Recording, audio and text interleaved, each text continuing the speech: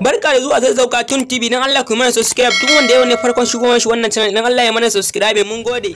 Amarya ba kya laifi, ko kin kashe 'ya'yan gidan an tashi lafiya. Amarya ta kaina Ango ka sha kanshi ango na, ka tashi lafiya ango. Ai kan wari kam na shashi jiya da kika wani tusa sai da na kasa ba. Ba wani tusan da nayi, kai dai zaka ce kai tusa, ni ba wani tusan da nayi. Yanzu dai a bar wannan batun, dan Allah amarya ki tashi ki je ki min girki. Wallahi yau nake son in fara cin abincin ki na farko, kin ji ko? Ki tashi ki je ki. Ai ko ba wani girkin da nayi, ka sha in kama jaka ne, ba zan ma girkin ba. Ka je ka samu tema, yau kwana ɗaya da zuwa na sai ka ce lalle sai na ma girki. To ai ba jaka aka kawo ma, ba ka je ka nemi wata. A'a yanzu kina nufin ba ki girki ba? To lalle ko sai dai a koma gida, a koma cin dumaman da aka taso da shi tun a gida da ake ci. Dan Allah dan annabi ka yakuri, wallahi zan girki, ba na son ka sike ni.